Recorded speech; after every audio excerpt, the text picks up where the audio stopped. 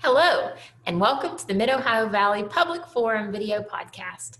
I'm Jennifer Bryant. And I'm Kim Van Ryn. And we're your co-hosts. The pandemic has changed life quite a bit in our country. And this is an election year. One of the things that's changed is candidates can't campaign the way they used to. So we hope these video podcasts will enable you to get to know the candidates better and make a more informed decision at the polls. Our podcasts are available on multiple platforms. So wherever you're finding this, you can find others just like it. Our Facebook page, Twitter, and YouTube, or by searching Spotify or your favorite podcast outlet. But time is running out. Election day is in just a few days. Early voting starts on October 21st and ends on the 31st. And then the very last day to vote is Election Day, Tuesday, November 3rd. Make sure you get to the polls. Good evening. This evening we have Paula Jean with us. Paula Jean is running for the U.S. Senate for the state of West Virginia. Paula Jean, we're so glad you could join us this evening. Thank you for having me. We'll take just a minute for those who aren't familiar with you and give us an introduction to who Paula Jean is and tell us why you decided to run for Senate. I'll try not to take too long. There's like so many reasons, but I am a poor coal miner's daughter and granddaughter, and I'm a single mother and grandmother, and most of my family worked in coal mining. And long story short, I got active fighting for our state years ago, fighting for clean water, clean air, those jobs that we've been promised. And I've lived the boom and the bust of the market. You know, I drank acid mine drainage when I was a little girl, and I'm a firm believer, especially as much as we have sacrificed for the Industrial Revolution, that West Virginians can have it all. And right now, you know, we don't have a plan B as far as, you know, economic diversity. We don't hear a lot of people talking about it. And, you know, through my years of activism, I lobbied, I rallied, I spoke to the United Nations, and I felt like a lot of our incumbents were out of touch. I can remember lobbying in the halls of Congress and, you know, representatives from other states saying, why are you asking me when the people that are supposed to represent you won't represent you? And that started resonating, and my wheels started turning. And we've just come to a pivotal point, I think, in this country where we need to put the government back into the hands of the people. And just like my opponent, she's never wondered where her next meal is going to come from. You know, she was the first woman to be elected to the United States Senate to represent the state of West Virginia. And she's funded by, you know, special interest corporations and lobbyists. And she's out of touch with our struggles. And you know, most of what she's gotten done is pass legislation for commemorative coins. You know, I am a mother and grandmother myself, and I wonder how she sleeps at night, because in the coal fields, we used to have, you know, well, let's talk about coal miners. We had over 140,000 coal miners in the 70s. We have less than 50,000 nationwide. And we always hear that this political talking point that coal's going to rebound, and we know with different parts of the state that coal is not the end all be all already. And we know even up in the northern panhandle with the market decline, you know, those folks that are dealing with Weirton Steel are suffering just like we are in the coal fields. And I firmly believe that we need economic diversity in our state. And the cruelest lie that a politician can tell is that the market for coal is going to rebound. And there's so many things that we can do here in West Virginia, you know, but I'm just tired of us being 49th and 50th in opportunity. And it is time. We've seen this cycle. We had over 93 candidates within the state run for office. Over 43 of those candidates won their primaries, and we did not take corporate PAC dollars. And this is the first time in West Virginia history since women have been voting that every Democratic nominee for Congress, the 1st District, the 2nd, the 3rd, and the United States Senate, we're all women, and we don't take corporate PAC dollars. So I'm really proud of our state right now. And, you know, my opponent, she's voted against equal pay for women at least 3 times. She's tried to take health care from West Virginians. She voted against the ACA at least 50 times. She's voted against Social Security. She tried to turn Medicare into a voucher program, which is a direct slap to the face of the elderly in our state. There's just so many things. And I'm going against her because this is a grandma fight. I mean, she has turned a blind eye to the children dying and starving in this state. And I think it's time to send a clear message like we have. If these people are not going to do their jobs, we're going to come after them. Because who better to serve us than us? West Virginians have been solving our problems in our communities, and we have been underserved by a lot of these folks. And it's time to send them a clear message that we're going to send them packing if they aren't going to do our jobs, especially women in this state. I'm a proud Democrat. But I know working across our state throughout the years, even like down in Paden City during that water crisis, we didn't talk about partisan politics. We were there as women, as mothers. One thing you do not do is mess with our young, and that's why you have 4 women right now that are ready to bust the halls of Congress wide open and make sure that we have true representation in West Virginia. Well, Paula Jean, we take for granted that you are running for the Senate in order to benefit the people of the state of West Virginia.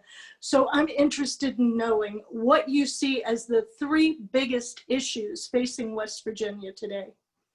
Well, like I said, you know, one of the top things is we need economic diversity, and we need visionaries outside of their pocketbooks and our demise, and visionaries for our future. If you look at the things that we can do for our state, these are some of my ideas and what I've heard across, you know, from people across the state. If we legalize cannabis, we know it's just a matter of time that it's going to be legalized on a federal level. I hope the folks in the state house start thinking about that. But if we legalized and decriminalized, we would see economic growth within 6 to 8 months. It's been proven that renewables are viable here. We already have, you know, hemp farmers across the state tapping into the agriculture of that. If we tapped into, you know, if we really invested in the Reclaim Act, you know, places across the state that has suffered environmentally because of industry, that would create jobs long-term, just cleaning up the environment, as well as we have a lot of hot spots for geothermal across the state that we are not utilizing. This is the birthplace of rivers. We have dams across the state where we could tap into the potential of hydropower across the state.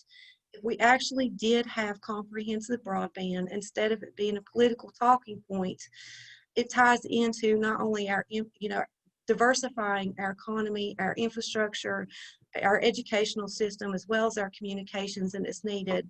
My opponent talks about privatizing it. We know how that works. We've seen companies come in and, you know, take state and federal funds and not spend that money within our state. It needs to be affordable for small businesses. It needs to be affordable to the poor families in our state. And it should be free to our disabled, you know, people that are disabled, people that are on Social Security, as well as our disabled veterans. If we did have those good roads that we're taught, you know, we hear about all the time, you know, good schools, pay our teachers well, then we can invite business here. If we really did invest in tourism, education, there's just so many things that we can do. And again, we just need visionaries for our future instead of visionaries for our demise. We lead in drug overdose deaths too in the country. And I have been deeply involved in this issue since 2018 and up till now. And I'm still learning about what people are doing in the front lines of our communities. We have to invest in programs that are going to work and give people a path up. We have to end the stigma, and we need to invest in programs with state and federal funding. And, you know, medical assisted therapy does play a role, and people should be in charge of the recovery. However, my opponent, for example, one of her top donors was the pharmaceutical industry. She allowed the pharmaceutical industry to ship mass amounts of pills in our communities and created this problem. Some of our biggest drug dealers are in Washington. And so we cannot trust her to sit down with people in the front lines of our communities to solve that problem. So that's another reason that I'm running for office, because it's so important to me. I have family members and friends that I've lost because of the addiction epidemic.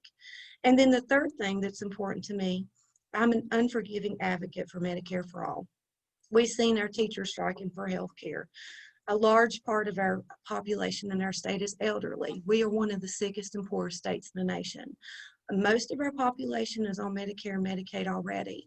When we talk about economic diversity, and these are systemic problems, we have to invest in small business. And small businesses in our state pre-COVID were already closing their doors, and they were already paying more taxes than Walmart. And if they did not have to carry the burden of the high premiums for the employees, they could put that money back into their business and employees. And it's been proven statistically that Medicare for All would save this country money. And what I like so much about Bernie Sanders' bill is there's just transition for people that do work in the insurance industry. So the rug will not be pulled out from underneath them like West Virginians have suffered with. So those are like the top three things. I believe, investing in labor, making sure that we stay true to our values. We are a union state. We are the heart of labor. Making sure that people have the right to collective bargain, as well as having, being able to have a living wage and creating all these opportunities here. And like I said, I'm not an end-all be-all either. For far too long, especially after I've spent many years lobbying, we should not look at our representatives as the end-all be-all. How can Shelley Moore Capito make decisions for West Virginians when she's never had to live like we do? And so it's important to me when I do go to Congress to make sure that West Virginians that have been working to solve all these problems throughout the years have a seat at the table in writing legislation that I introduce, as well as making decisions on legislation that I decide on. So this is just about putting the government back into the hands of the people and making sure that we have a true representative on the Senate level in Washington, D.C. for a change. Well, it sounds like you've identified quite a few of the problems that we hear people talk about every day. Do you have any specific plans on how to address those? Are there plans you can point to on any one of them or more of them? Well, actually, we're introducing policy proposals on our website every day. And this is just making sure that we push, have someone that's going to push and implement these policies and introduce them into the Senate, because we see way too often we hear about all these bipartisan efforts in Washington, D.C., but they're bipartisan efforts to support corporations and lobbyist groups instead, and special interest groups, instead of actually working for the people that we are supposed to represent. So, the plan is to make sure that this state has federal support. And also, you guys look at these local candidates. We have some great ones, and we've got some women that are going on trying to get into Congress on a House level too. It's just getting us there so we can start pushing these policies and making sure that our state has the federal and state funding so we can survive and we can grow for a change instead of being 49th and 50th in opportunity. And I'll be honest, I've gotten to the point that we shouldn't be asking for this anymore. We should be demanding that, we put federal and state, federal funds into our state. Like I said, the Industrial Revolution was built on the backs of West Virginians, their families and surrounding communities. When people turn on the light switch, it's because of the blood of Appalachians, and we deserve to grow for a change. And I'm tired of us sick, dying, and starving. Well, Paula Jean, this year especially, voters are not getting a chance to meet the candidates and get to know them personally. So we'd like to take a few minutes and ask you a couple of questions about Paula Jean, the person, and not Paula Jean, the candidate for Senate. Okay. These are going to be the hardest to ask because I'm so busy. So maybe we'll talk about this prior to me running for office. What would you say you're most passionate about? Well, I'm passionate about my children and grandchildren. During this campaign, I've not seen my grandson enough. He was born in January, and he's my world. He's one of the reasons that I've decided to run for office again. And my biggest passion is just trying to save, my children. I worry every day if my children will get cancer, and I have to worry if my grandson will. And my passion is just to make sure that not only my children, but every child has a bright future in West Virginia. So what qualities do you most value in the people around you? I'm sorry, can you repeat that? It kind of broke up a little bit. Oh, okay. What qualities do you most value in the people around you?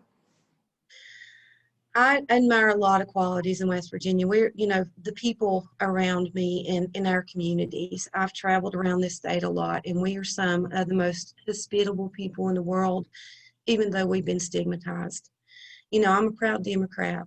But if I ask I tell this story all the time, but if I ask my neighbor for a wrench, he doesn't ask me if I'm a Democrat or Republican. He comes over, he brings his wrench, and he helps me. And I think West Virginians are some of the most resilient people in the world. And we have learned to survive. And there's no place like home. And not only is it because the mountains here and we have such a beautiful state, it's the people here. I really do love the people of West Virginia. And when one of us in trouble, all of us are in trouble. We are known to take care of each other in our communities. And that's what I really value the most around me, is the people of West Virginia.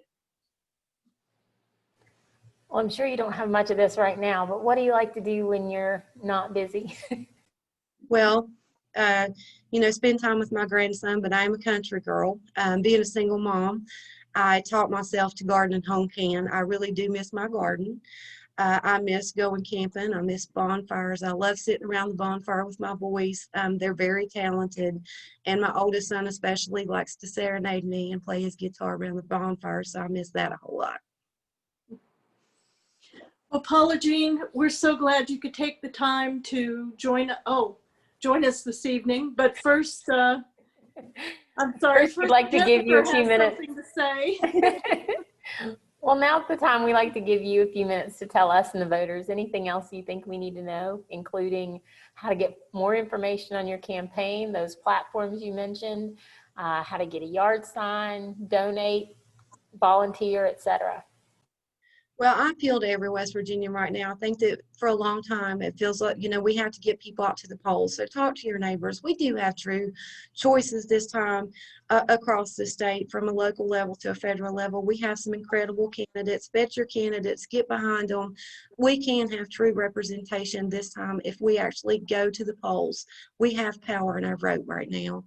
If anybody wants to volunteer for the campaign, if they want to get a t-shirt, go to paulajean.com, join the movement. And as always, unlike my opponent, you do not have to get arrested to talk to me or fly paper airplanes over the top of my door and ask me about health care. My telephone number is 304-894-7472.